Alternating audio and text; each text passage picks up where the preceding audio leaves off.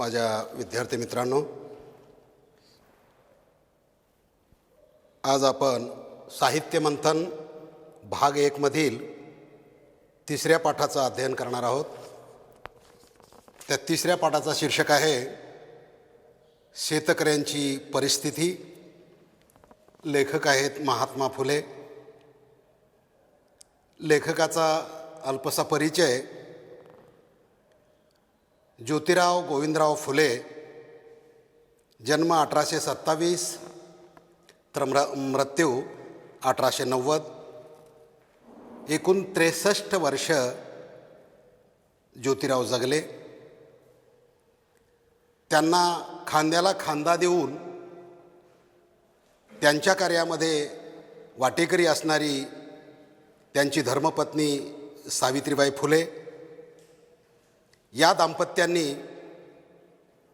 समाज उद्धाराचं काम करण्याची जिम्मेदारी आपल्या अंगावरती घेतली, खांद्यावरती घेतली। महात्मा फुले हे ज्योतिराव गोविंदराव फुले जरी असले तर महात्मा फुले या नावाने ते सर्व परिचित। 19व्या शतकातले थोर समाजसुधारक म्हणून त्यांच्याकडे समाज पाहतो।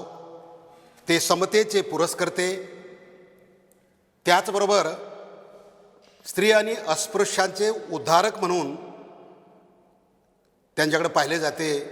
आणि या दोन्हींचा उद्धार करणं हीच एक तळमळ त्यांच्या अंगी सातत्याने होती। अस्पृश्यांना ज्ञान मिळालं पाहिजे, अज्ञानानं त्यांची भयानक अवस्था करून सोडलेली आहे। म्हणून पुण्यामध्ये अस्पृश्यांसाठी आणि महिलांच्यासाठी पहिली शाळा सुरू केली। शाळा सुरू करत असताना स्त्रिया ह्या अतिशूद्र, अस्पृश्य हे शूद्र यांना शिकवण्यास कोणी गुरु मिळेना, तेव्हा स्वतःच्या धर्मपत्नीला म्हणजे सावित्रीबाई फुलेंना शिक्षिका म्हणून तयार करून त्या पहिल्या अस्पृश्य आणि स्त्रियांच्या शाळेचे शिक्षिका म्हणून त्यांनी कार्य करायला सांगितलं।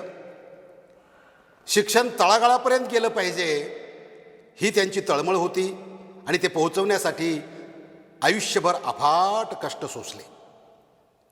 अंधश्रद्धा निर्मूलन, समतावादाची रुजुवात व्हावी ही त्यांची इच्छा होती। आणि म्हणून सत्यशोधक समाजाची स्थापना केली। पुरोगामी विचारांचे ते खंदे समर्थक होते। आजच्या जे पुरोगामी विचार आहेत त्या पुरोगामी विचारांचे प्रणेते म्हणून किंवा हे प्रेरणास्तोत्र म्हणून त्यांच्याकडे पाहिलं जातं। समाज सुधारावा, आपले विचार लोकांपर्यंत जावेत, लोकांनी ते समजून घ्यावेत, आपल्यातलं अज्ञान दूर करावं, त्यांच्यातलं दारिद्र्य दूर व्हावं म्हणून त्यांनी विपुल प्रमाणामध्ये लेखन केलं। त्या लेखनापैकी काही गद्य किंवा काही साहित्यकाची मी नावं सांगतो आणि सर्वच साहित्य त्यांचं आपण इथे मांडू शकत नाही, लिहू शकत नाही, दाखवू शकत नाही।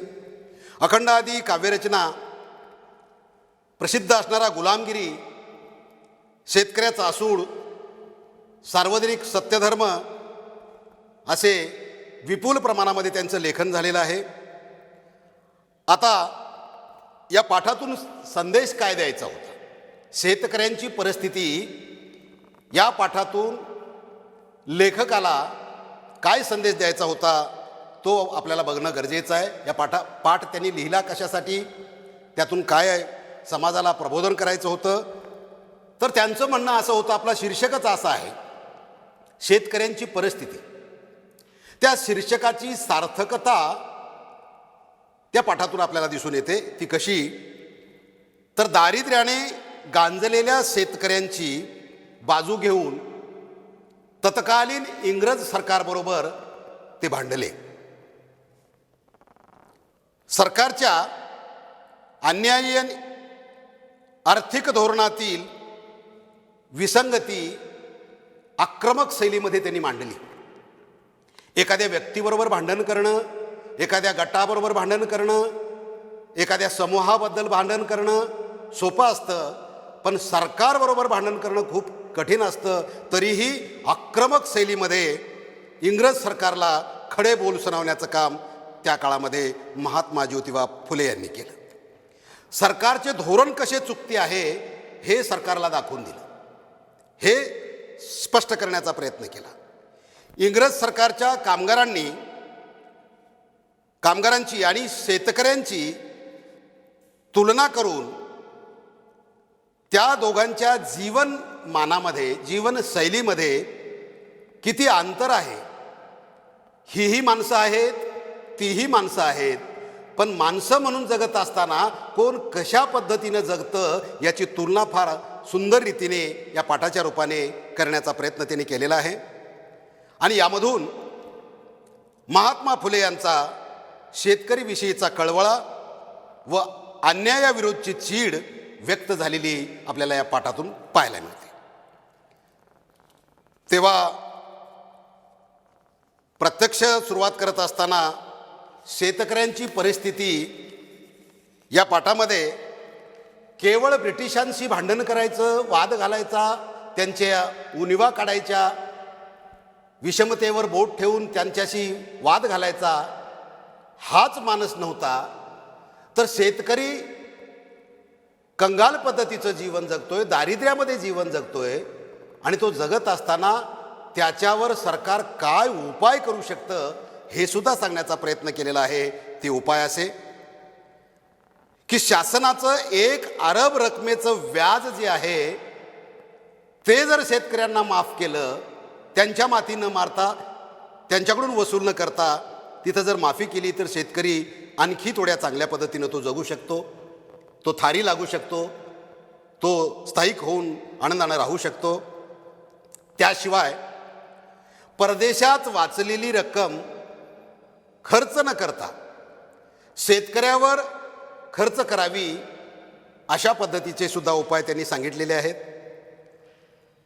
आणि मग हे सगळं करत असताना ब्रिटिश सरकार आम्ही न्यायी आहोत असं जर भासवण्याचा प्रयत्न करत असेल, तर त्यामध्ये त्यांचा न्यायीपणा दिसून येतो की शेतकऱ्यांना उपासमार होत असताना त्यांच्यावरती ठपका ठेवायचा. भारतीय शेतकरी कंगाल आहेत, दारिद्र्यात जीवन जगतात, त्याला कारणीभूत सरकार नसून ते शेतकरीच आहेत, कारण ते आळशी आहेत, त्यांच्यात काम करण्याची मानसिकता नाही, आणि म्हणून त्यांना दारिद्र्यामध्ये, कंगालामध्ये जीवन जगावं लागतं असा आरोप करणं हे न्यायीपणाचं लक्षण नाही, हे दाखवण्याचा प्रयत्नही त्यांनी केलेला आहे आणि हा मार्गही सुचवलेला आहे. त्याचबरोबर वेडरबर्न साहेबासारख्या परोपकारी, स्वतःला परोपकारी म्हणून घेणाऱ्या उद्धार पुरुषांनी सरकारचे व्याज कमी करण्याबद्दल, सरकारने शेतकऱ्यांचं व्याज कमी करण्याबद्दल सरकारची कानउघाडणी केली पाहिजे. ते न करता, एकमेकांमध्ये समता नांदावी याच्यासाठीचा प्रयत्न न करता, त्यांच्यामध्ये एकी न राहता बेकी निर्माण करण्याचं काम हे ब्रिटिश सरकार किंवा इंग्रज सरकार किंवा युरोपियन सरकार करत आहे, असं वेडनबर्नरसारख्या माणसांनी नमूद करावं, त्यांची कानउघाडणी करावी, त्यांना समज द्यावी, सांगावं, आणि शेतकऱ्यांच्या जीवनाला सफलता कशी येईल, ते सुखी कसे जगतील याच्यासाठीचा प्रयत्न करावा. पण ते केला जात नाही. मग त्यातून दोन्ही पक्ष, मग ते सरकारचे कामगार असतील, सैनिक असतील किंवा शेतकरी असतील, अशा पद्धतीची बेकी जर निर्माण झाली तर त्या बेकीने ह्या दोन्हीही पक्षांपैकी कोणत्याही पक्षाला समाधान मिळणार नाही, तर यातून वेगळा अनर्थ घडू शकतो. आणि म्हणून कोणाचंही यामधून भलं झालेलं नाही. तर गव्हर्नर साहेबांना एक सूचना केलेली आहे उपाय करण्यासाठी. त्यांचे जे कर्मचारी आहेत, त्यांचा जो नौकर वर्ग आहे, मग त्या नौकर वर्गाच्या मध्ये लष्कर आलं, न्याय असेल, जंगल विभाग असेल, पोलीस विभाग असेल, विद्या क्षेत्र असेल, या सर्वच क्षेत्रामध्ये काम करणाऱ्या लोकांना 100 रुपयाच्या वर ज्याला पगार आहे अशा लोकांच्या कडून थोडीशी पगार कमी करून 100च्या वर असणाऱ्यांच्या, 100च्या आत असणाऱ्यांना नाही, कारण खर्चाला तेवढं लागतं, मेंटेनन्सला तेवढं लागतं, त्याच्या वर असणारी माणसं बचतीकडे झुकतात. मग त्यांनी बचत करावं आणि ह्यांनी दारिद्र्यात जीवन जगावं म्हणून 100च्या वर पगार असणाऱ्या लोकांकडनं थोडीशी पगार कपात करून बचत करून शेतकऱ्यांच्याकडे ती जर वळवली, शेतकऱ्यांना कुठेतरी पोटभर अन्न खायला मिळणार आहे आणि शेतकरी सुखी राहू शकणार आहे. परंतु हे करण्याकडे सरकारचं लक्ष नाही, म्हणून ते वेधण्याचा प्रयत्न महात्मा ज्योतिबा फुले यांनी आटोकाट प्रयत्न करून केलेला आहे. बाजारीपणा यांचा सुटणार नाही. बायका मुले रात्रंदिवस शेतामध्ये खपतात, शेतसारा भरतात, लोकल फंड भरावा लागतो त्यांना. दरमानशी त्यांना दरमानशी 3 रुपये सुद्धा मजुरी पडत नाही. परंतु एकीकडे या सरकारचे सैनिक जे आहेत एका दिवसाला 15 रुपयाचा खर्च आपल्या दारू पाण्यावरती करतात, चहा पाण्यावरती करतात. एकीकडे हा सरकारचा पैसा 15 रुपये रोजचा यांच्या शानसुकीसाठी जातो, पण शेतकऱ्यांना मात्र 3 रुपये सुद्धा दरमहा पडत नाहीत. याच्यावर त्यांनी खंत व्यक्त केलेली आहे. एक उदाहरण दिलेलं आहे.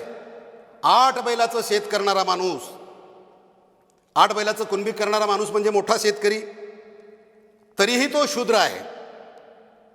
त्याचे 4-5 मुलं, 4-5 सुना, नातवंड, परतवंड ही सगळी राबतात. त्याला सावकाराचं कर्ज नाही. पण एवढं सगळं असून सुद्धा त्याला दारिद्र्यात जगायची वेळ काय येते, तर सरकारचं नियोजन व्यवस्थित नसल्यामुळं हे त्यांनी दाखवण्याचा प्रयत्न केलेला आहे. त्याचबरोबर शेतकऱ्यांची तुलना करत असताना एकीकडे गोरसैनिक किंवा त्यांचे काळे कामगार, जे कोणी असतील सरकारचे कामगार, त्यांची जीवनशैली आणि शेतकऱ्यांची जीवनशैली सांगत असताना काही मुद्द्यांचा आपल्याला प्रकर्षाने इथे उल्लेख करावा लागेल. त्यांचा पेहराव, शेतकऱ्यांचा पेहराव बघूया, त्यानंतर या कामगारांचा, सरकारच्या कामगारांचा पेहराव बघूया. किती फरक आहे त्यांच्या जीवनशैलीमध्ये हे दाखवण्याचा आटोकाट प्रयत्न केलेला आहे. शेतकऱ्यांचा पेहराव फक्त लंगोटी आणि करगुट्याला, म्हणजे कमरेला जो करगुटा असतो त्या करगुट्याला चुना आणि तंबाखूचा बटवा, त्याला किसा सुद्धा नाही. फक्त लंगोटी आणि लंगोटीच्या वर असलेला करगुटा आहे. करगुट्याला चुना आणि तंबाखू ठेवण्यासाठी, कारण ते त्याचं व्यसन आहे, मग ते ठेवण्यासाठीचा बटवा, डोईवर चिंध्यांचे पागोटे कडक उन्हामध्ये, हातात नांगराची मूठ आणि शिंपले वजा नोकदार धसकटांच्या आणि ढेकळांच्या मध्ये फिरत असताना पायाच्या होत असलेल्या वेदना,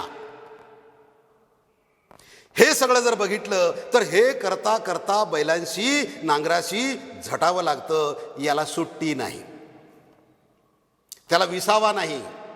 हे सगळं सातत्यानं शेतकऱ्याला करावं लागतं. आणि त्याचा पेहराव बघितला तर लंगोटी आणि डोकीवर एक चिंध्याचं पागोट आहे. आता बघूया गोऱ्या सैनिकाचं. गोरा शिपाई, पायात पटलोन, अंगात पैरणीची लाल बनाती, डगले, डोईवर कलाबत्तूंचा कशिदा काढलेली नखरेदार टोपी. पहा, इकडे लंगोटी, इकडे पटलोन, अंगात पैरणी, बनाती, डोईवर कलाबत्तूचा कशिदा काढलेली नखरेदार टोपी आणि इकडे चिंध्यांची पागोटे. हा आहे शेतकरी आणि या सरकारच्या कामगारांचा मधली जीवनशैलीचा प्रकार. त्यानंतर त्यांच्या पायमोज्यावर विलायती सजवलेले मजबूत कातडीचा बूट आणि इकडे शेतकऱ्याच्या पायाला दोरीने गुंडाळलेला गावठी जोडा. इकडे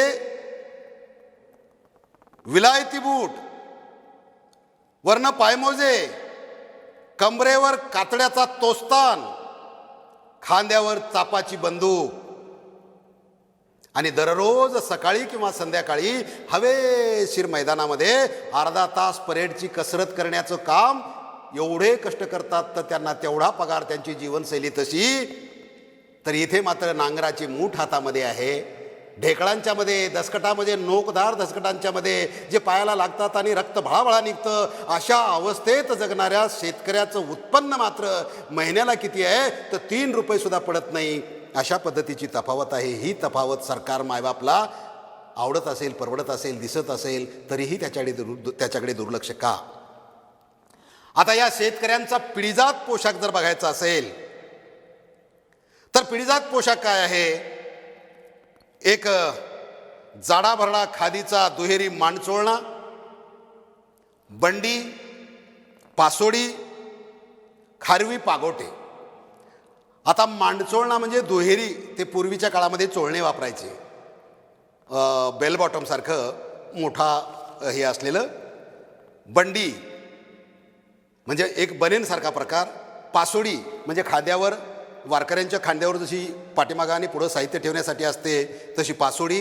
आणि खारवी पागोटे म्हणजे लाल बुंद असलेलं एक कपडा आणि त्या कपड्यालाच फेटा म्हणून वर बांधायचं, कडक लाल असलेला कपडा फेटा म्हणून बांधायचा.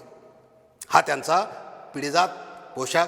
आणि मग दोरीने आवळलेला गावठी जोडा, हे त्यांची म्हणजे दोघांच्या मधली तफावत दाखवत असताना यांचं जीवन आणि त्यांचं जीवन तुलना केलेली आहे की दररोज सकाळी अर्धा तासभर परेड किंवा कसरत करावी लागते, इकडं मात्र दिवस रात्र राबावं लागतं, तरी याला मजुरी 3 रुपये आणि यांना मात्र फक्त चहा पाण्यासाठी, दारू पाण्यासाठी खर्च 15 रुपये. विलायतीहून गोऱ्या सैनिकांच्यासाठी, शिपायांच्यासाठी पोशाखाकरिता उंची कपडे, बनाती, रुमाल, पायमोजे, बूट खरेदी करून आणतात बाहेर देशात. आणि इथे खादीचा मांडचोळणा. आता मग जेवण, त्यांचा आहार काय आहे, शेतकऱ्यांचा आहार काय आहे आणि गोऱ्या सैनिकांचा आहार काय आहे, त्याच्याबद्दल बघा. शेतकऱ्यांचा आहार काय आहे तर न्याहारीला, दुपारला आणि संध्याकाळचे जेवण. न्याहारी तेच, जेवण तेच आणि संध्याकाळचं जेवण तेच, एकच एक, पदार्थ बदली नाही. मग काय असतो जेवण त्यांचं तर ज्वारी, नाचण्याची किंवा कोंड्या भांड्याची भाकरी, नाहीतर गाजरे रताळांची वरू, कालवण, आमटी अथवा बोंबलाचे खळगूट, तेही नसेल तर चटणीचा गोळा, शिवाय भाकरीवर दुसरे काहीच नाही. चटणी भाकरी का होईना पोटभर, परंतु वेळच्या वेळी तरी मिळते का, याचा प्रकर्षाने सरकारने विचार केला पाहिजे. आता बघा, हे शेतकऱ्यांच्या बाबतीमध्ये झालं.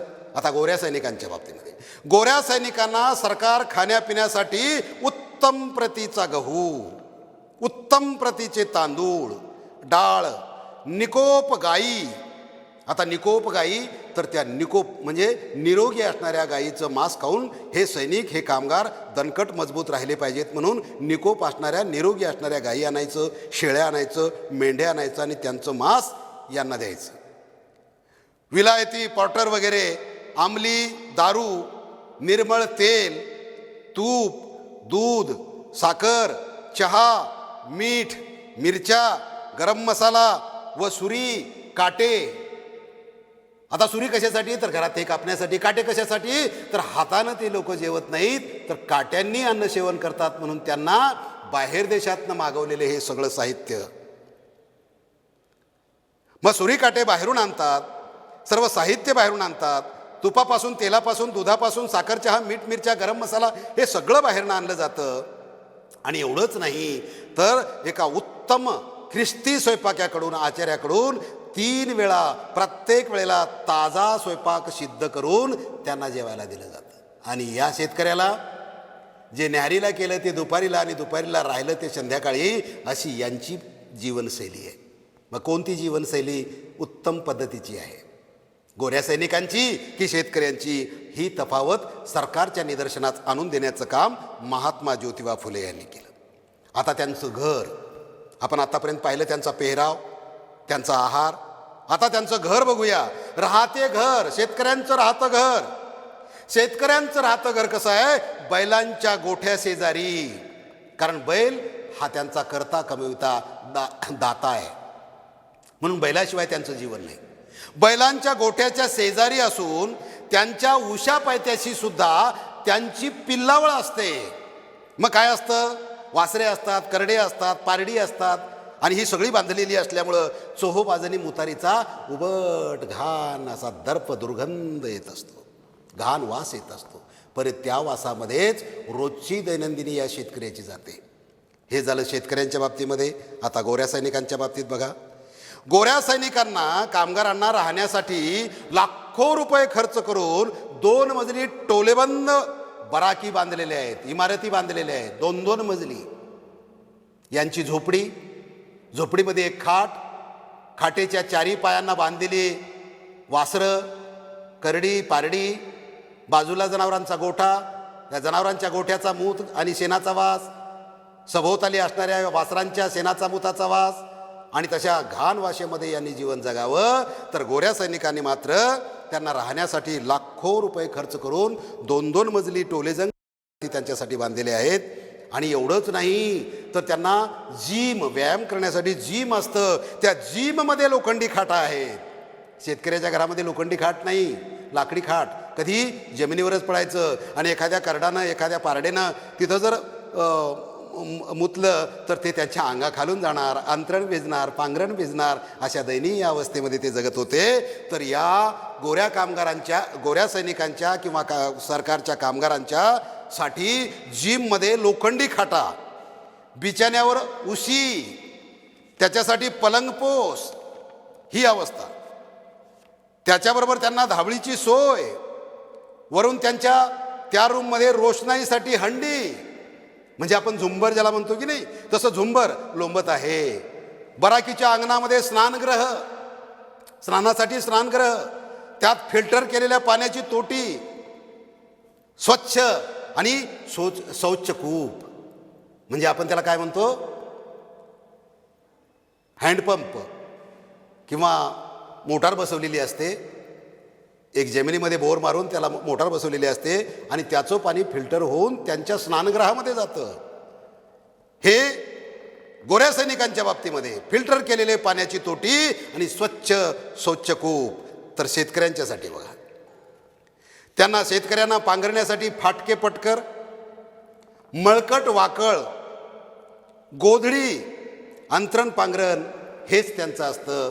तीच गोधडी आतरायची, तेच वाकळ पांघरायची, अशा पद्धतीने त्यांचं जीवन आहे. आणि प्रश्न उरतो त्यांच्या पिण्याच्या पाण्याचा. पिण्याचे पाणी सर्व गावच्या म्हशी ज्या पाण्यात बसून खराब झालेलं पाणी जे आहे, त्या डोहाच्या बाजूला एक छोटासा खड्डा करायचा, आणि त्या खड्ड्यामध्ये पाझरून आलेलं पाणी, त्यातून उद्भवणारे रोग, या सगळ्या गोष्टीचा सामना करत असताना शेतकऱ्याच्या पाठीशी मात्र कोणीही नाही. स्वच्छ पाणी त्यांना प्यायला मिळत नाही, त्यातून उद्भवलेले रोग, मग कॉलरा असेल, मुळशी असेल, मुळशी म्हणजे आगवणच, हे होऊन जाळताप व्हायला लागला तर त्याला डॉक्टर नाही, औषध नाही, कुठल्या तरी वैद्याकडे जायचं, छोटंसं औषध घ्यायचं, त्यानं बरं झालं तर बरं झालं, नाहीतरी मरण्यापलीकडे त्यांच्याकडे पर्याय नाही. मात्र इकडे अशात कामगार जर आजारी पडले, गोऱ्या सैनिकांचे कामगार सैनिक जर आजारी पडले, तर त्यांच्यासाठी दवाखाना आहे, शेकडो रुपये किमतीचे औषधं आहेत, शस्त्र आहेत, हजारो रुपये दरमहा देऊन, पगार देऊन डॉक्टर त्यांच्यासाठी नेमणूक केलेले आहेत. पेशंटला नेण्यासाठी एक विशेष अशी डोली आहे, डोली वाहण्यासाठी विशेष हमालांची नियुक्ती केलेली आहे. बघा व्यवस्था. आणि इकडे पेशंट जो अन्नदाता शेतकरी, या शेतकऱ्यांच्या जीवनामध्ये वेळचं वेळेला जेवण नाही, राहण्याची व्यवस्था नाही, खाण्याची व्यवस्था नाही, कपड्याला अंगभर नाही, कर्जाचा डोंगर भरपूर आहे. या सगळ्या अवस्थेमध्ये या सरकारचं लक्ष याच्याकडे नाही. हे लक्ष वेधून नेण्याचं काम महात्मा ज्योतिबा फुले यांनी केलेलं आहे, की दरमहा पगाराच्या डॉक्टरची नेमणूक करून पेशंटला नेण्यासाठी विशेष डोली आणि डोली वाहण्यासाठी नोकरी हमाल यांची नियुक्ती केलेली आहे. आता बघा कर्जाच्या बाबतीमध्ये कर्जाच्या बाबतीत बघत असताना शेतकऱ्यांना मात्र शेतसारा भरावा लागतो, फंड भरावा लागतो, पट्ट्या भराव्या लागतात. याची चिंता शेतकऱ्यांना रात्र रात्र झोपू देत नाही. त्यांचे जीवन म्हणजे डोईवर टांगती तलवार असल्यासारखं आहे. कधी काय होईल काही सांगता येत नाही. उत्पन्न मर्यादित, वाढण्याची शक्यता नाही. या अवस्थेमध्ये टांगती तलवार घेऊन तो जीवन जगतो आहे. याचा विचार या मायबाप सरकारने कधीच केलेला नाही. मग मायबाप सरकारने या दोन्हीही गोष्टी करत असताना तेही माणसं आहेत, हीही माणसं आहेत. अन्नदाता जर अशा अवस्थेत जगत असेल तर उद्या आपल्या देशाचं भविष्य काय, जनतेचं भविष्य काय याच्याकडे प्रकर्षाने लक्ष द्यायला पाहिजे. पण या मायबाप सरकारचं लक्ष नाही हे त्यांना दाखवून देण्याचा प्रयत्न केला. यांना टॅक्स भरावे लागतात, पट्ट्या भराव्या लागतात, शेतसारा भरावा लागतो, तर या पगारदार माणसांना मात्र कोणताही कर नाही, फंड नाही, पट्ट्या भरायच्या नाहीत. त्यांचं जीवन ऐशोआरामाचं आहे. आता बघा संकटांच्या बाबतीमध्ये या शेतकऱ्याला आसमानी संकट असू दे, सुलतानी संकट असू दे, कोणत्याही संकटाचा सामना स्वतः करावा लागतो. याच्या पाठीशी कोणच नाही. आसमानी म्हणजे निसर्गतः निर्माण झालेली, मग ते सोसाटाचं वादळ असेल, महापूर असेल, सुनामी असेल, गारपीट असेल, अतिवृष्टी असेल, उन्हाळा असेल, ह्या सगळ्या संकटांचा सामना शेतकऱ्यांनी स्वतः करावा. सुलतानी म्हणजे काय, मानवनिर्मित संकट. आता जे दहशतवाद असतील, अचानक वेगवेगळे हल्ले करणारे जे प्रकार आहेत, हे अशा संकटांचा सामना करता करता या निसर्गानं निर्माण केलेल्या संकटांचाही सामना त्याला करावा लागतो. तरीही तो डगमगत नाही. आपलं जीवन ज्या पद्धतीनं जगायचं आहे त्या पद्धतीनं जगतो. मात्र सरकारचं त्याच्याकडे लक्ष नाही. आणि मग इकडे कामगारांना, सैनिकांना कोणतेही संकट नाही. मग नेटिव्ह कामगारांचे हाल एवढे होत आहेत. हे जे कामगार आहेत, नेटिव्ह म्हणजे देशातील मूळचे रहिवासी, मूळचे रहिवासी असणाऱ्या शेतकऱ्यांचे एवढे हाल आहेत, कामगारांचे एवढे हाल आहेत. एवढं असताना सुद्धा पगारदार असणाऱ्या या गोऱ्या कामगारांना, सैनिकांना, सरकारच्या सैनिकांना किंवा कामगारांना या शेतकऱ्यांना लाच देऊन आपलं काम करून घ्यावं लागतं. दुःखद गोष्ट आहे.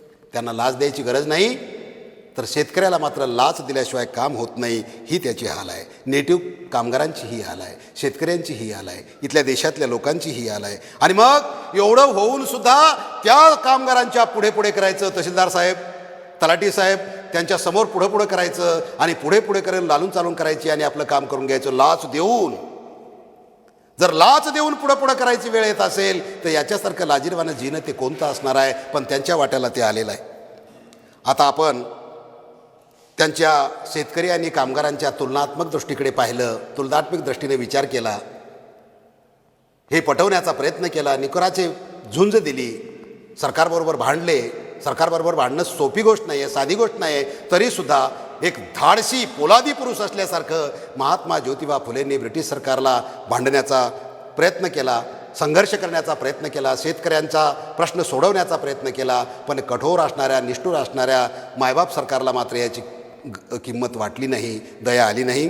म्हणून निष्कर्ष काय याचा, शेतकऱ्यांची परिस्थिती याचा निष्कर्ष काय, तर सरकारी खात्यातील काळ्या किंवा गोऱ्या कामगारांना वाजवीपेक्षा जास्त असलेल्या पगारी व इतर भत्ते कमी करून शेतकऱ्यास विद्यादान करावी. आणि मग शेतकऱ्यांसाठी एक स्लोगन, म्हणजे मानवी जीवनासाठी एक स्लोगन केलेलं आहे महात्मा फुलेंनी. विद्येविना मती गेली, मतीविना गती गेली, गतीविना वित्त गेले, वित्ताविना शूद्र खचले. माणसाला शिक्षण नसेल तर कसं दारिद्र्य येतं याचं एक उत्तमसं उदाहरण त्यांनी आपल्या या स्लोगनमधून सांगितलेलं आहे. तेव्हा त्यांना विद्यादान करायला पाहिजे. शेतकऱ्यास विद्यादान करावे. अज्ञानाने गांजलेल्या दुबळ्या शूद्र शेतकऱ्यास डोक्यावरील शेतसारा, टोल, पट्ट्या कमी करून उधळेपणा थांबवावा. सरकारचा उधळेपणा, सरकार जे नको त्या ठिकाणी एवढं मोठं बजेट वापरतं आणि पाहिजे त्या ठिकाणी वापरत नाही, याला अगदी स्पष्ट आणि सडेतोड शब्दामध्ये उत्तर दिलेलं आहे. ते म्हणतात की सरकारनं उधळेपणा थांबवावा, नाहीतर एक दिवस असा येईल अन्याय सहन करण्याची एक सीमा असते. हे शेतकरी अन्याय सहन करतायत. एक दिवशी सहन करण्याची त्यांची परिसीमा संपेल आणि मग एक दिवस असा येईल ते पेटून उठतील, त्यावेळेला तुम्हाला पळता भुई तोडी होईल असंच जणू त्यांना सुचवायचं आहे. म्हणून एक दिवस असा येईल की शेतकरी अन्यायाची परिस्थिती आल्यास त्याचा भयंकर परिणाम तुम्हाला सोसावा लागेल. हा कानमंत्रसुद्धा सरकारला महात्मा ज्योतिबा फुले यांनी दिलेला आहे. या कानमंत्रातून सरकारनं धडा घ्यावा आणि शेतकरी आणि कामगार किंवा ये नेटिव्ह या सर्व माणसांच्याकडे माणूस या नजरेनं, माणसाने माणसाशी, माणुसकीने माणसाप्रमाणे वागावे, या उक्तीप्रमाणे वागावे असा कानमंत्र देऊन त्यांचं कानउघाडणी करण्याचा प्रयत्न केलेला आहे.